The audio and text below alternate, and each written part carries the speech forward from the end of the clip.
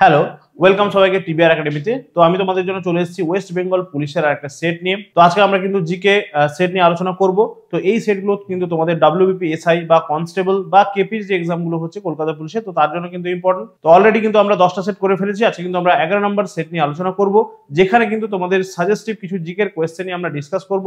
তো যারা যারা আগের সেটগুলো দেখোনি তারা অবশ্যই করে কিন্তু আগের সেটগুলো দেখে নেবে। তো সেখানে কিন্তু তোমাদের এই জিকে রিলেটেড বিভিন্ন রকমের কোয়েশ্চেনগুলো নিয়ে এবং কারেন্ট অ্যাফেয়ার্স নিয়ে কিন্তু আমরা আলোচনা করছি, যেগুলো কিন্তু তোমাদের আপকামিং যে এক্সাম রয়েছে তার জন্য কিন্তু খুবই ইম্পর্টেন্ট। তো চলো আমরা চলে যাই আজকে আমাদের সেটে, যেটা হচ্ছে আমাদের সেট নাম্বার 11। তো দেখে নিই আজকের কোয়েশ্চেনগুলো কি রয়েছে। যারা এখনো পর্যন্ত কিন্তু ক্লাসগুলো করোনি তারা অবশ্যই করে ক্লাসগুলো করবে, এবং আমাদের যে টেলিগ্রাম চ্যানেল রয়েছে সেই টেলিগ্রাম চ্যানেলে তোমরা জয়েন করবে। এই ক্লাসগুলোর কিন্তু ফ্রি পিডিএফ গুলো সেখানে দেওয়া হচ্ছে। তো অবশ্যই করে কিন্তু তোমরা সেখানে জয়েন করবে এবং সেখান থেকে কিন্তু তোমরা ফ্রি পিডিএফ গুলো কালেক্ট করতে পারবে। যে পিডিএফ গুলো কিন্তু তোমাদের নেক্সট যে এক্সাম রয়েছে আপকামিং, যে তোমাদের ডাব্লিউবিপি এসআই বা কনস্টেবল বা কেপির যে এক্সাম গুলো রয়েছে তার জন্য কিন্তু ইম্পর্টেন্ট। তো চলো তাহলে ফার্স্ট কোয়েশ্চেন কি রয়েছে আমরা দেখে নিই। কোয়েশ্চেন নাম্বার 151 কি বলছে আমাদেরকে, সংবিধানের কোন ধারা অনুসারে রাষ্ট্রপতিকে ইমপিচ করা যায়? তাহলে রাষ্ট্রপতিকে ইমপিচ করার জন্য আমাদের সংবিধানে কত নম্বর আর্টিকেল বা কত নম্বর ধারা রয়েছে? এই ইমপিচ কথাটার অর্থ কি? ইমপিচ কথার অর্থ হচ্ছে রাষ্ট্রপতিকে তার পদচ্যুত করা। তার মানে রাষ্ট্রপতি যখন ক্ষমতায় রয়েছেন বা রাষ্ট্রপতি রয়েছেন, তার কোনো একটা বিশেষ কাজের জন্য তাকে সেই পদ থেকে সরিয়ে দেওয়া হচ্ছে। তাহলে এই ইমপিচ করার জন্য কত নম্বর ধারা রয়েছে? তাহলে রাইট অ্যান্সারটা হয়ে যাচ্ছে আমাদের কিন্তু 61 বা 61 নম্বর যে ধারা রয়েছে সংবিধানের, সেই 61 নম্বর ধারায় বলা রয়েছে যে রাষ্ট্রপতিকে তার ক্ষমতায় থাকাকালীন সেখান থেকে কি করে আমরা ইমপিচ করতে পারবো বা কি করে কিন্তু আমরা তাকে তার পদচ্যুত করতে পারবো। ঠিক আছে, তো এই ক্ষমতাটা একমাত্র কাদের রয়েছে? একমাত্র আমাদের ইন্ডিয়ান পার্লামেন্টের রয়েছে। পার্লামেন্টে একটা বিল নিয়ে আসা হয় এবং সেই বিলে কি কি করতে হবে বা তার কি কি করণীয় রয়েছে সেটা কিন্তু আমরা এই 61 নম্বর ধারা থেকে পাবো। চলো নেক্সট কোয়েশ্চেন আমরা চলে আসবো। নেক্সট কোয়েশ্চেন কি রয়েছে আমাদের কাছে? কোয়েশ্চেন নাম্বার 152 দেখো, বলছে পলিটিক্স ইন ইন্ডিয়া বইটি কে লিখেছেন? Politics in India books and author থেকে কিন্তু তোমাদের কোয়েশ্চেন এসে থাকে। তো সেই জন্য বুকস এন্ড অথর গুলো সেটা কারেন্ট অ্যাফেয়ার্স রিলেটেড হতে পারে বা বিভিন্ন আমরা যে দেখবো আমাদের হিস্ট্রিতে বিভিন্ন রকম বুকস এন্ড অথর্স এর নাম রয়েছে, সেই বইগুলোর নাম কিন্তু আমাদেরকে ভালো করে মনে রাখতে হবে।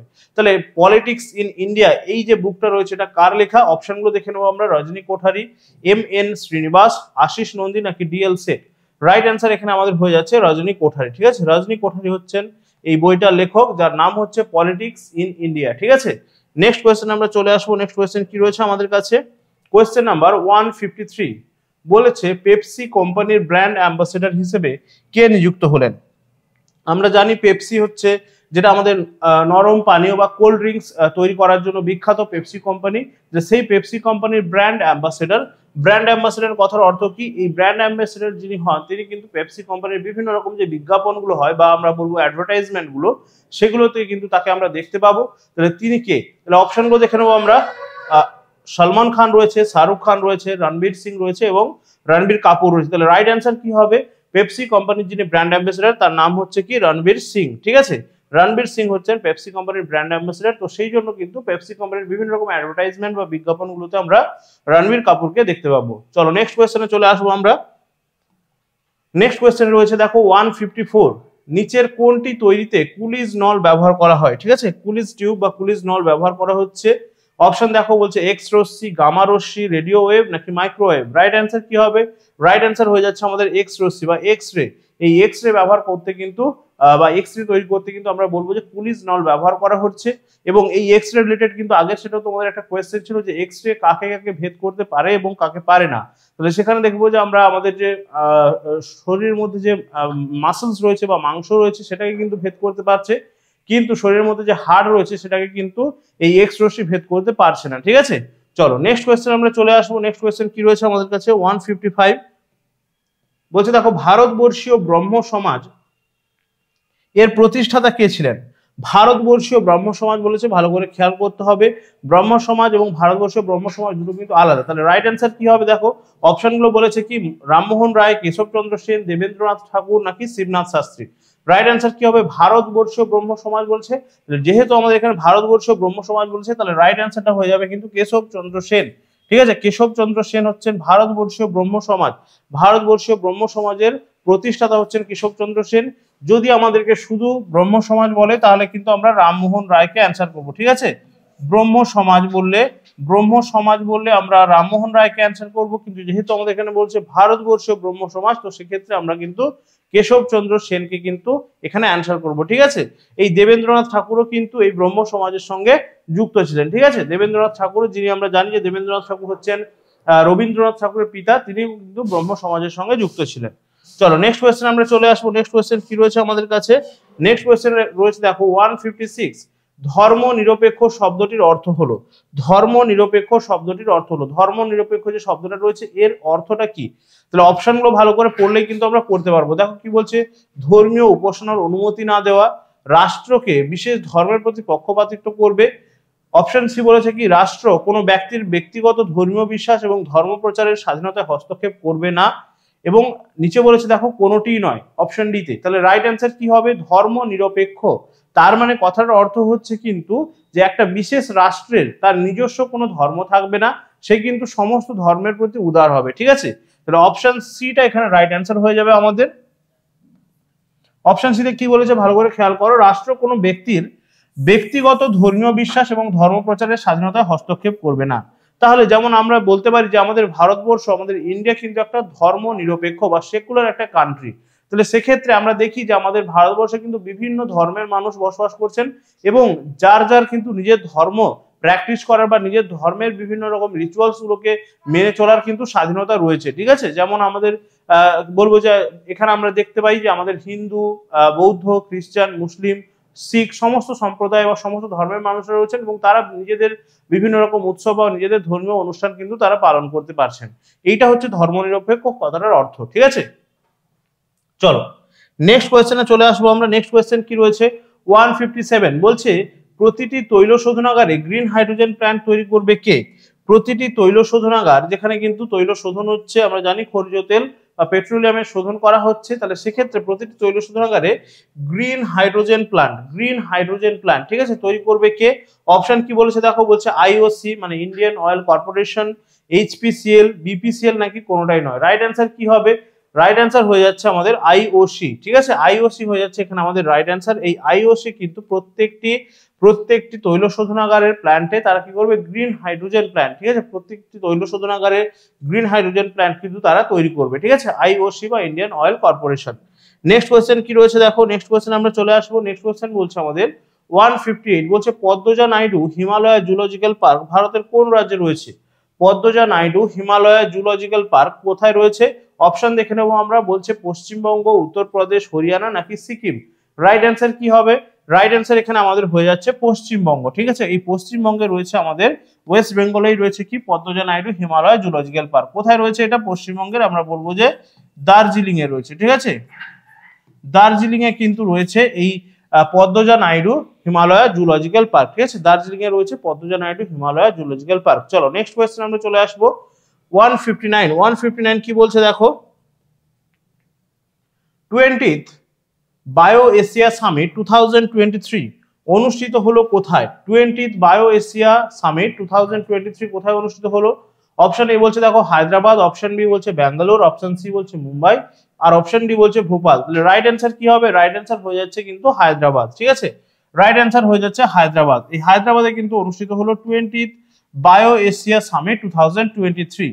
আচ্ছা, হায়দ্রাবাদকে আমরা কি সিটি বলতে পারি? হায়দ্রাবাদকে আমরা বলতে পারি চারমিনার সিটি। ঠিক আছে, হায়দ্রাবাদকে আমরা বলবো চারমিনার সিটি, কারণ হায়দ্রাবাদেই চারমিনার রয়েছে। ঠিক আছে, হায়দ্রাবাদকে আমরা বলবো চারমিনার সিটি। ঠিক আছে, চারমিনার সিটি বলতে পারি। আচ্ছা, আরেকটা কি বলতে পারি আমরা? হায়দ্রাবাদকে আমরা কোন রাজ্যের রাজধানী বলবো? হায়দ্রাবাদ কোন রাজ্যের রাজধানী? ঠিক আছে, হায়দ্রাবাদ কিন্তু মনে রাখতে হবে আমাদের তেলেঙ্গানা। ঠিক আছে, তেলেঙ্গানার রাজধানী, তেলেঙ্গানার রাজধানী, এবং তেলেঙ্গানা হচ্ছে কিন্তু আমাদের ভারতবর্ষের নবীনতম রাজ্য। ভারতবর্ষের নবীনতম রাজ্য, তার মানে সর্বকনিষ্ঠ বা সব শেষে কিন্তু তৈরি হয়েছে তেলেঙ্গানা রাজ্যটি। ঠিক আছে, তাহলে তেলেঙ্গানা হচ্ছে নবীনতম রাজ্য। ঠিক আছে, জাস্ট সেকেন্ড, নবীনতম রাজ্য হচ্ছে আমাদের এই তেলেঙ্গানা। ঠিক আছে, এই তেলেঙ্গানা কোন রাজ্যকে ভেঙে তৈরি করা হয়েছিল? তেলেঙ্গানা মনে রাখতে হবে যে অন্ধ্রপ্রদেশ যে রাজ্যটা ছিল, সেই অন্ধ্রপ্রদেশ রাজ্যটাকে ভেঙে কিন্তু তেলেঙ্গানা তৈরি করা হয়েছে। ঠিক আছে, অন্ধ্রপ্রদেশকে ভেঙে তেলেঙ্গানা তৈরি করা হয়েছে এবং তেলেঙ্গানার রাজধানী হয়ে যাচ্ছে হায়দ্রাবাদ, যেটা কিন্তু আগে অন্ধ্রপ্রদেশের রাজধানী ছিল। তাহলে বর্তমান অন্ধ্রপ্রদেশের রাজধানী কি হয়েছে, বা অন্ধ্রপ্রদেশের একটা পরিকল্পিত রাজধানী রয়েছে, সেটাকে আমরা বলবো যে অমরাবতী। ঠিক আছে, অমরাবতী কিন্তু অন্ধ্রপ্রদেশের রাজধানী হিসেবে গণ্য করা হচ্ছে। ঠিক আছে, চলো নেক্সট কোয়েশ্চেন আমরা চলে আসছি। নেক্সট কোয়েশ্চেন 160 তে আমরা চলে আসবো। কি রয়েছে, ঠিক আছে, দেখো তুলো চাষের পক্ষে আদর্শ মৃত্তিকা কোনটি? তুলো চাষের পক্ষে আদর্শ মৃত্তিকা কোনটি? বলছে চারনোজেম মৃত্তিকা, ল্যাটেরাইট মৃত্তিকা, লাল দোআঁশ মৃত্তিকা নাকি পলি মৃত্তিকা? রাইট অ্যান্সার হয়ে যাচ্ছে চারনোজেম মৃত্তিকা। তুলো চাষের পক্ষে চারনোজেম মৃত্তিকা। ঠিক আছে, তুলো চাষের পক্ষে চারনোজেম মৃত্তিকা। আচ্ছা, কার্পাস চাষের পক্ষে বা তুলো চাষের পক্ষে চারনোজেম মৃত্তিকা, তার সঙ্গে সঙ্গে মনে রাখতে হবে কিন্তু আরেকটা মৃত্তিকার নাম, যেটাকে আমরা বলবো কি রেগুর মৃত্তিকা। ঠিক আছে, রেগুর মৃত্তিকা। ঠিক আছে, রেগুর মৃত্তিকা বা রেগুর মাটি। ঠিক আছে, রেগুর মৃত্তিকা বা কালো মাটি হচ্ছে কিন্তু এই তুলো চাষের পক্ষে খুবই উপযোগী, খুবই কিন্তু উপকারী একটা মৃত্তিকা। ঠিক আছে, চলো নেক্সট কোশ্চেনে চলে আসবো আমরা। 161 কি বলছে? 161 দেখো আমাদের কি বলছে, ইলেকট্রিক হিটারে যে নাইক্রোম তার থাকে তা হলো, তাহলে নাইক্রোম তার ইলেকট্রিক হিটারে থাকছে, এটা মনে রাখতে হবে। এখান থেকেও একটা কোয়েশ্চেন চলে আসতে পারে যে ইলেকট্রিক হিটারে কি তার ব্যবহার করা হচ্ছে, সেক্ষেত্রে মনে রাখতে হবে যে নাইক্রোম তার। তাহলে এই যে নাইক্রোম তার ব্যবহার করা হচ্ছে ইলেকট্রিক হিটারে, তাহলে সেটা কি? অপশন এ বলছে দেখো আয়রন, ক্রোমিয়াম ও নিকেলের সংকর। ঠিক আছে, আয়রন, ক্রোমিয়াম এবং নিকেলের সংকর। অপশন বি বলছে আয়রন, অ্যালুমিনিয়াম এবং নিকেলের সংকর। অপশন সি তে বলছে আয়রন, ক্রোমিয়াম ও তামার সংকর। আর অপশন ডি বলছে দস্তা, ক্রোমিয়াম এবং নিকেলের সংকর। ঠিক আছে, দস্তা, ক্রোমিয়াম এবং নিকেলের সংকর। ঠিক আছে,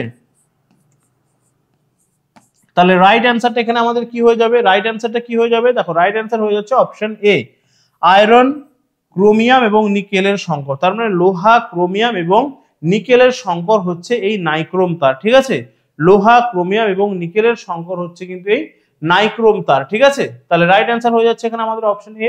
তো নেক্সট কোয়েশ্চেন আমরা এগিয়ে যাব। নেক্সট কোয়েশ্চেন কি রয়েছে আমাদের? 162 কি বলছে দেখো, press information bureau, press information bureau বা পিআইবি এর প্রিন্সিপাল ডিরেক্টর জেনারেল পদে নিযুক্ত হলেন কে? প্রিন্সিপাল ডিরেক্টর জেনারেল পদে নিযুক্ত হলেন কে? তাহলে অপশন কি হবে দেখো, প্রণবেশ কুমার, অভিক সরকার, রাজেশ মালহোত্রা নাকি বিপ্লব পাল? রাইট অ্যান্সার কি হয়ে যাচ্ছে? তাহলে পিআইবি ডিরেক্টর জেনারেল, ঠিক আছে, পিআইবি ডিরেক্টর জেনারেল কে হলেন? রাজেশ মালহোত্রা। রাইট অ্যান্সার মনে রাখতে হবে অপশন সি। তাহলে এটা কিন্তু তোমাদের একটা কারেন্ট অ্যাফেয়ার্স রিলেটেড কিন্তু একটা কোয়েশ্চেন। ঠিক আছে, কারেন্ট অ্যাফেয়ার্স রিলেটেড একটা কোয়েশ্চেন। তাহলে পিআইবি ডিরেক্টর জেনারেল হচ্ছেন আমাদের রাজেশ মালহোত্রা। নেক্সট কোয়েশ্চেন আমরা চলে আসবো। নেক্সট কোয়েশ্চেন কি রয়েছে দেখো, 163 কি রয়েছে দেখো, বলছে ভালকানাইজেশন পদ্ধতিতে রাবারের সঙ্গে কি মেশানো হয়? ভালকানাইজেশন পদ্ধতিতে রাবারের সঙ্গে কি মেশানো হয়?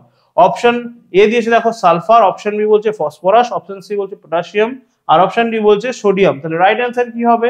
এই ভালকানাইজেশন পদ্ধতিতে কি করা হয়? রাবারের সঙ্গে কিন্তু সালফারকে মেশানো হয়। ঠিক আছে, সালফারকে মেশানো হয় ভালকানাইজেশন পদ্ধতিতে, রাবারের সঙ্গে সালফারকে মিশিয়ে ভালকানাইজ করা হচ্ছে, যেটাতে কি হচ্ছে না, রাবারটাকে একটু তার স্ট্রেংথটা কিন্তু বাড়িয়ে দেওয়া হচ্ছে। ঠিক আছে, যেটা একদম অরিজিনাল রাবার থাকে সেটা কিন্তু অনেক সফট হয়। এই ভালকানাইজেশন পদ্ধতি কি করে, তাকে একটু হার্ড রাবার তৈরি করা হয় যার সঙ্গে কিন্তু সালফার মিশিয়ে। ঠিক আছে, চলো নেক্সট কোয়েশ্চেন আমরা চলে আসবো। আজকের কোয়েশ্চেনে আমাদের আজকের সেটের আমাদের সেকেন্ড লাস্ট কোয়েশ্চেন। ঠিক আছে, আজকের সেটের আমাদের সেকেন্ড লাস্ট কোয়েশ্চেন কি বলছে, তত্ত্ববোধিনী পত্রিকার প্রথম সম্পাদক ছিলেন। তত্ত্ববোধিনী পত্রিকার সম্পাদক বা এডিটর আমরা বলবো কে ছিলেন? দেখো বলছে প্রেমেন্দ্রনাথ মিত্র, বঙ্কিমচন্দ্র চট্টোপাধ্যায়, অক্ষয় কুমার দত্ত নাকি ঈশ্বরচন্দ্র বিদ্যাসাগর? তো রাইট অ্যান্সার কি হবে? তত্ত্ববোধিনী পত্রিকার সম্পাদক বা এডিটর ছিলেন অক্ষয় কুমার দত্ত। ঠিক আছে, তত্ত্ববোধিনী পত্রিকার সম্পাদক ছিলেন অক্ষয় কুমার দত্ত। ঠিক আছে, তত্ত্ববোধিনী পত্রিকা মনে রাখতে হবে, তার সম্পাদক ছিলেন অক্ষয় কুমার দত্ত। নেক্সট কোয়েশ্চেন আমরা চলে আসবো। আজকের সেটের আমাদের last question, last but not list কি রয়েছে আমাদের কাছে দেখে নিই। 165 কি রয়েছে, আমরা চলে আসবো 165 এ। গৌড়বাহ কাব্যের রচয়িতা, দেখো এটাও কিন্তু একটা আমরা বলবো যে বুক অ্যান্ড অথর থেকে কোয়েশ্চেন। গৌড়বাহ কাব্যের রচয়িতা, এটা কিন্তু হিস্ট্রি রিলেটেড একটা কোয়েশ্চেন। তাহলে গৌড়বাহ যে কাব্য রয়েছে এখানে তার রচয়িতা কে? দেখো বলছে অশ্ব ঘোষ, ভদ্রবাহু, বাগপতিরাজ নাকি হেমচন্দ্র? রাইট অ্যান্সার কি হবে? গৌড়বাহ। গৌড়বাহ কাব্যের রচয়িতা হচ্ছেন, গৌড়বাহ কাব্যের রচয়িতা হচ্ছেন বাগপতিরাজ। ঠিক আছে, অপশন সি হয়ে যাচ্ছে রাইট অ্যান্সার। তাহলে গৌড়বাহ কাব্যের রচয়িতা হচ্ছেন বাগপতিরাজ। ঠিক আছে, চলো তাহলে এখানে আজকে আমাদের সেটটা কমপ্লিট হচ্ছে। তো প্রত্যেকটা সেটের মতো কিন্তু তোমাদের এখানে অ্যান্সার কিটা দেওয়া থাকছে, তোমরা কিন্তু নিজেরা এখান থেকে অ্যান্সার কিটা দেখে নিতে পারো এবং নিজেরা প্র্যাকটিস করতে পারো। তো যারা যারা সেটগুলো প্র্যাকটিস করছো বা যারা যারা কিন্তু তোমরা অবশ্যই করে ক্লাসগুলো করছো, অবশ্যই করে আমাদের যে টেলিগ্রাম চ্যানেল রয়েছে সেখানে তোমরা জয়েন করবে। তার কারণ এই সেটগুলো কিন্তু টেলিগ্রাম চ্যানেলে তোমাদের পেয়ে যাবে পিডিএফটা, সেখান থেকে কিন্তু নিজেরা প্র্যাকটিস করতে পারো এবং ক্লাসগুলো ভালো লাগলে বন্ধুদের সঙ্গে শেয়ার করবে, লাইক করবে এবং তার সঙ্গে সঙ্গে ক্লাসগুলো কিন্তু এইভাবে রেগুলারলি আসতে থাকবে। তোমরা কিন্তু প্রত্যেকটা ক্লাস খুব মন দিয়ে করতে থাকো, যেগুলো কিন্তু আপকামিং তোমাদের যে পুলিশের এক্সাম রয়েছে, সেটা হতে পারে ওয়েস্ট বেঙ্গল পুলিশের এসআই বা কনস্টেবল বা আমাদের কলকাতা পুলিশের যে এক্সামগুলো হচ্ছে সেগুলোর জন্য খুবই বেনিফিশিয়াল হবে। তো আজকে এই পর্যন্ত, নেক্সট ক্লাসে সবার সঙ্গে দেখা হচ্ছে। Tata, thank you.